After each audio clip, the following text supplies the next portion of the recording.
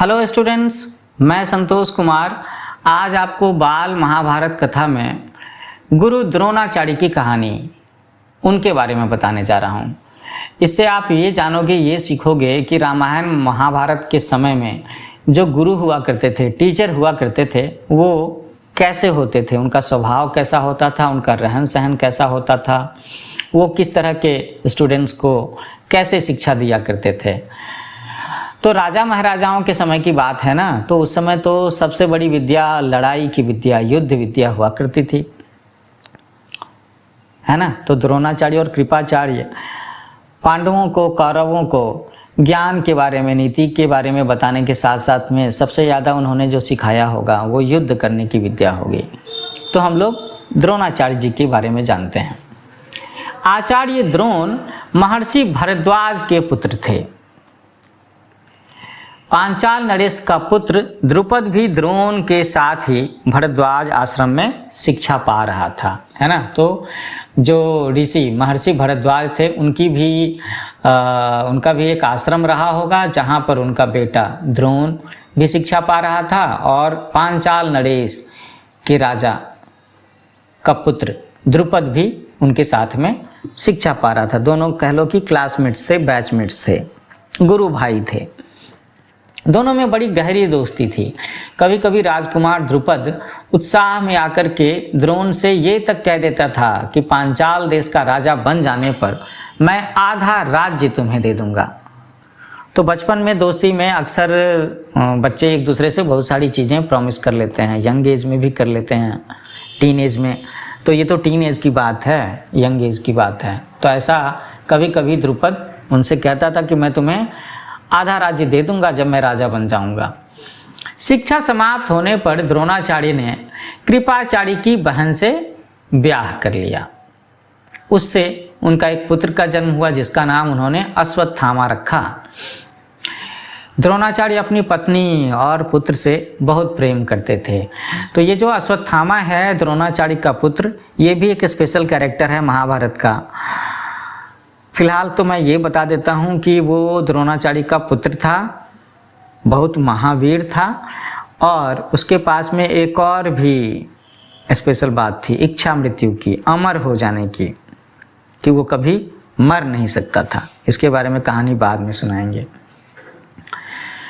तो द्रोण चूंकि ऋषि पुत्र थे, है ना, ऋषि मुनि साधु संत, तो ऋषि मुनि साधु संत जो होते हैं वो गरीब ही तो होते हैं। वो राजाओं की तरह से, सेनापति की तरह से अमीर तो नहीं होते। उनके पास छोटी सी कुटिया होती है, थोड़ी सी ज़मीन होती है जहाँ आश्रम बना करके वो रहते हैं। तो द्रोण बहुत गरीब थे। वो चाहते थे कि उनके पास में भी थोड़ा सा धन हो और वो चाहते थे कि धन प्राप्त करने की कोशिश करें ताकि उनके बेटे और उनकी पत्नी सुख से रह सकें। हम लोगों ने पढ़ा ना कि वो अपनी पत्नी और पुत्र को बहुत ज़्यादा प्यार करते थे। तो कहीं से उन्हें खबर लगी कि परशुराम अपनी सारी संपत्ति गरीब ब्राह्मणों को बांट रहे हैं। तो वो भागे भागे उनके पास गए कि भाई उनसे कुछ संपत्ति मांग लूँगा तो मेरे बेटे, मेरी वाइफ, ये सब के सब सुख से ज़िंदगी काट पाएंगे। तो ये उनके पास पहुँचे, लेकिन उनके पहुँचने से पहले ही परशुराम अपनी सारी संपत्ति लोगों में बांट चुके थे, जो भी लोग उनके पास पहले आ गए थे। और अब वो वन गमन, जंगल जाने की तैयारी कर रहे थे। तो द्रोण को देख करके वो बोले कि ब्राह्मण श्रेष्ठ, आपका स्वागत है, पर मेरे पास जो कुछ भी था वो तो मैं बांट चुका हूँ। अब यह मेरा शरीर है और मेरी सीखी हुई धनुर्विद्या है। तो बताइए मैं आपके लिए क्या करूँ। तो बच्चों, उस समय का युग कैसा युग था देखो, कि लोग किसी भी गेस्ट को या किसी मांगने वाले को, किसी भिक्षुक को, किसी ब्राह्मण को खाली हाथ विदा नहीं करते थे। परशुराम के पास में द्रोण लेट से पहुँचे, लेकिन फिर भी परशुराम उनसे ऑफर कर रहे हैं कि now I have my body and my talent, so what can I do for you. तो द्रोण ने उनसे सारे अस्त्रों के प्रयोग तथा रहस्य सिखाने की प्रार्थना की और परशुराम ने ये प्रार्थना स्वीकार कर ली और द्रोण को धनुर्विद्या की पूरी शिक्षा दे दी। तो स्टूडेंट्स, अब आप इस चीज़ को रिलेट कर पा रहे होंगे कर्ण के साथ में कि क्यों कर्ण परशुराम के पास में धनुर्विद्या सीखने गए। कहने का मतलब ये है कि उस समय में शायद दुनिया में परशुराम ही ऐसे रहे होंगे जिन्हें धनुर्विद्या की सबसे ज़्यादा जानकारी रही होगी। परशुराम से कर्ण ने सीखा, परशुराम ने द्रोणाचार्य को सिखाया, है ना। कुछ समय के बाद में राजकुमार द्रुपद के पिता का देहावसान हो गया, मृत्यु हो गई, तो स्वाभाविक है कि द्रुपद राजगद्दी पर बैठा और राजा हो गया। तो द्रोणाचार्य को जब द्रुपद के पांचाल देश की राजगद्दी पर बैठने की खबर लगी तो ये सुनकर के वो बड़े खुश हुए और राजा द्रुपद से मिलने पांचाल देश को चल पड़े। तो द्रोण को खुशी क्यों हुई होगी कि भाई उनका दोस्त राजा बन गया है, इसलिए खुशी हुई होगी। और अब उनके मन में जो एक बात थी, एक तकलीफ थी कि भाई उनके पास में उतना धन वैभव नहीं था जिससे वो अपनी पत्नी और बच्चे को अच्छी जिंदगी, सुखमय जिंदगी दे सकें। इसी धन प्राप्ति की आकांक्षा से वो परशुराम के पास गए थे, नहीं मिल पाया तो लगा होगा कि भाई अब तो मेरा भाई, मेरा गुरु भाई, मेरा दोस्त राजा बन गया है, तो क्यों ना उससे कुछ मांग लें। तो वो पांचाल देश को चल पड़े। उन्हें गुरु के आश्रम में द्रुपद की लड़कपन में की गई बातचीत याद थी कि कैसे बालक द्रुपद ने कहा था कि मैं जब राजा बन जाऊंगा तो तुम्हें आधा राज्य दे दूंगा। उन्होंने सोचा, द्रोणाचार्य ने रास्ते में सोचा कि चलो अगर वो आधा राज्य नहीं भी देगा तो कम से कम इतना धन तो जरूर ही दे देगा कि मेरे पत्नी और बच्चे खुशी से जीवन काट लेंगे। तो यही उम्मीद लेकर के द्रोणाचार्य राजा द्रुपद के पास पहुंचे और बोले, क्या बोले कि मित्र द्रुपद, मुझे पहचानते हो ना, मैं तुम्हारा बालपन का मित्र द्रोण हूँ, I am your childhood friend. ये याद दिलाने की कोशिश की उन्होंने। ऐश्वर्य के मद में मत हुए राजा द्रुपद को द्रोणाचार्य का आना बुरा लगा। तो ऐश्वर्य का मद, ऐश्वर्य का मतलब है कि जिसके पास में बहुत सारा रुपया पैसा धन संपत्ति हो, ऐश्वर्य, वेरी रिच मैन, है ना, अपार धन संपत्ति वाला। तो ऐसा ही था वो राजा द्रुपद। उसे घमंड था कि भाई उसके पास तो बहुत ज़्यादा धन संपत्ति है। तो ये बात तो गलत हुई कि भाई उसे अपने दोस्त का अपने घर पर आना बुरा लगा। और ये भी बुरा लगा कि द्रोणाचार्य उसे याद दिला रहे हैं कि भाई मैं तो तुम्हारा दोस्त हूँ। तो इसका मतलब है कि कहीं ना कहीं द्रुपद के मन में घमंड आ गया था कि वो राजा है, धन संपत्ति वाला व्यक्ति है, और ये द्रोणाचार्य एक शिक्षक हैं, गरीब व्यक्ति हैं, ब्राह्मण ही तो हैं। तो शायद उसे ये कंपैरिजन, भले ही दोस्त हो तो अपने बराबर का व्यवहार करना शायद उसे अच्छा ना लगा हो। वह द्रोण पर गुस्सा हो गया और बोला कि ब्राह्मण, तुम्हारा यह व्यवहार सज्जनोचित नहीं है, जेंटलमैन बिहेवियर नहीं है, ऐसा कहा। मुझे मित्र कह करके पुकारने का तुम्हें साहस कैसा हुआ, हिम्मत कैसे हुई मुझे दोस्त कहने की, ऐसे कहा द्रुपद ने द्रोणाचार्य को। सिंहासन पर बैठे हुए एक राजा के साथ एक दरिद्र प्रजाजन, दरिद्र का मतलब है बहुत ही गरीब, है ना। कभी कभी हम लोग भिखमंगों के लिए दरिद्र शब्द का इस्तेमाल करते हैं। तो उसने क्या कहा कि भाई जो एक राजा सिंहासन पर बैठा हुआ है उसके साथ में एक गरीब नागरिक की दोस्ती कैसे हो सकती है, तुम्हारी बुद्धि कितनी कच्ची है।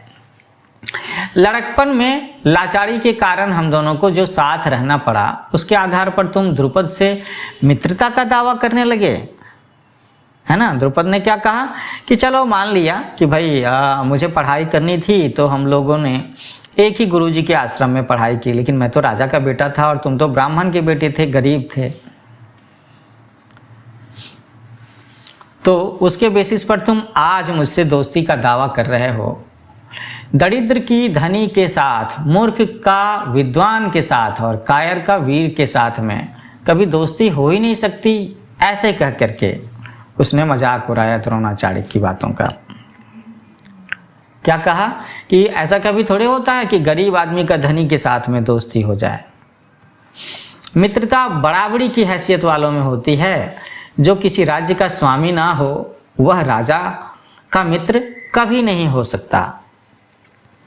तो द्रुपद की इन कठोर गर्वोक्तियों को सुनकर के द्रोणाचार्य बड़े लज्जित हुए, है ना। एम्बैरेसमेंट की बात हो गई, बेइज्जती हो गई बड़े दरबार में।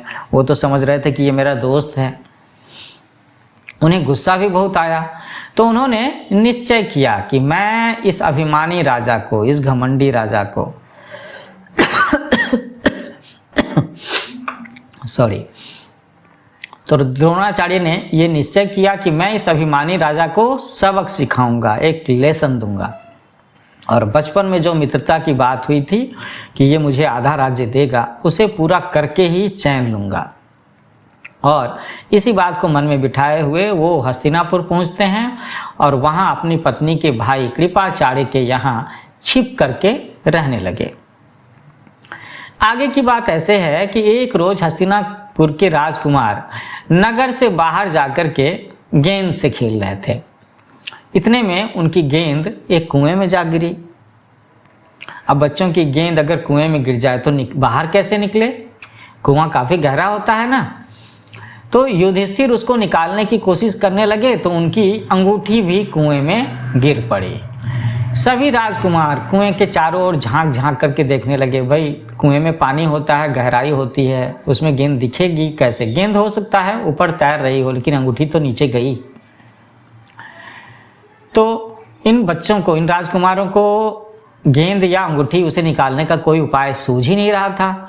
तो एक कृष्ण वर्ण का ब्राह्मण मुस्कुराता हुआ ये सब चुपचाप देख रहा था। कृष्ण वर्ण का मतलब है सांवला रंग। राजकुमारों को उसका पता नहीं था कि भाई ये ब्राह्मण सांवले रंग का क्यों मुस्कुरा रहा है। तो राजकुमारों को अचरज में डालता हुआ वह ब्राह्मण बोला कि राजकुमारों बोलो, मैं गेंद निकाल दूं तो तुम मुझे क्या दोगे? ऐसे कहा उस ब्राह्मण ने। तो उन राजकुमारों ने, जो कि बच्चे ही थे अभी, है ना, टीनेज के थे, तो कहते हैं कि ब्राह्मण श्रेष्ठ, अगर आप गेंद निकाल देंगे तो कृपाचार्य के घर आपकी खूब बढ़िया दावत करेंगे, है ना, ऐसा कहा। ये बात युधिष्ठिर ने हंसते हुए कहा। तो द्रोणाचार्य ने पास में पड़ी हुई एक सींक उठा ली। सींक एक घास फूस जैसी चीज होती है, थोड़ी लंबी लंबी घास होती है ये। तो द्रोणाचार्य ने पास में पड़ी हुई वही सींक उठा ली और उसे पानी में फेंका, और इस तरीके से फेंका कि सींक गेंद को ऐसे जाकर लगी जैसे कि तीर चुभ गया हो उसके अंदर में। और फिर इसी तरह से लगातार कई सींकें वे कुएं में डालते गए, और ये सारी की सारी सींकें एक दूसरे के से चिपकती गई। जब आखिरी सींक का सिरा कुएं के बाहर तक पहुंच गया तो द्रोणाचार्य ने उसे हाथ से पकड़ करके खींच लिया और गेंद बाहर निकल आई। तो सींक के पीछे दूसरी सींक, सींक के पीछे दूसरी सींक। इसको आप ऐसे समझ सकते हो कि कुछ ऐसी बात हो कि क्लास के सारे बच्चों की पेंसिल्स एक के पीछे एक लग जाए, चिपक जाए, है ना। तो ये पेंसिल इतनी लंबी हो जाएगी कि वो क्लास से बाहर सड़क पर भी जा सकती है। तो कुछ ऐसी ही तरकीब की यहाँ पर द्रोणाचार्य ने। चूंकि वो धनुर्विद्या के धनी थे तो उन्होंने सींक को पानी में गेंद पर तीर की तरह से फेंका, और इस तरीके से सारे तीर, मेरा मतलब है सारी की सारी सींकें एक दूसरे से गुंथी हुई थी। तो ये तो आश्चर्य वाली बात हुई ही ना, ये तो कमाल हो गया। सब के सब राजकुमार आश्चर्य से ये करतब देख रहे थे। फिर उन्होंने ब्राह्मण से, वो जो सांवले रंग के ब्राह्मण थे, एक्चुअली में जो द्रोणाचार्य थे, उनसे रिक्वेस्ट किया कि युधिष्ठिर की अंगूठी भी निकाल दीजिए। एक और काम, एक और रिक्वेस्ट। तो द्रोणाचार्य ने तुरंत धनुष चढ़ाया और कुएं में तीर मारा, और पल भर में वो बाण अंगूठी को अपनी नोक में लिए हुए ऊपर आ गया। द्रोणाचार्य ने अंगूठी युधिष्ठिर को दे दी, लेकिन ये तो चमत्कार था, ये तो मिराकल से कम नहीं था उन बच्चों के लिए, उन राजकुमारों के लिए। उन्हें और आश्चर्य हुआ। तो बच्चे हों, राजकुमार हों, उनके अंदर क्यूरियोसिटी होती है ना कि अरे ये कैसे हुआ, अरे ये कैसे हुआ, मैं ऐसा कर सकता हूँ क्या, मैं ऐसा करना सीख सकता हूँ क्या। तो ये बात राजकुमारों के मन में आई होगी। उन्होंने द्रोणाचार्य के आगे आदर से अपना सिर झुकाया, है ना, हाथ जोड़ करके प्रणाम करते हुए कहा कि महाराज, हमारा प्रणाम स्वीकार कीजिए और हमें अपना परिचय दीजिए।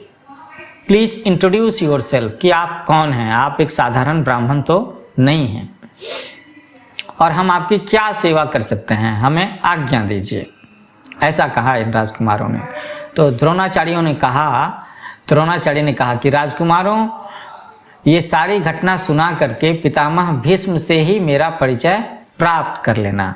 क्या कहा द्रोणाचार्य ने कि मैंने अभी सींग से गेंद को निकालने का जो कमाल दिखाया और अपनी धनुर्विद्या से युधिष्ठिर के अंगूठी को कुएं में से निकाल करके जो कमाल दिखाया है, तुम जाओ और दरबार में अपने दादाजी पितामह भीष्म से ये बात सुनाओ कि ब्राह्मण कुमार ने ऐसे ऐसे किया, और वो तुम्हें मेरा परिचय इंट्रोडक्शन बता देंगे। तो राजकुमारों ने जा करके पितामह का मतलब है दादाजी, पितामह भीष्म को सारी बात सुनाई। तो भीष्म ताड़ गए, समझ गए कि हो न हो वे सुप्रसिद्ध आचार्य द्रोण ही हैं, द्रोणाचार्य ही हैं, है ना। एक वीर को दूसरे वीरों के बारे में, एक विद्वान को दुनिया के दूसरे विद्वानों के बारे में अच्छी खबर रहती है, तो भीष्म को जानकारी थी।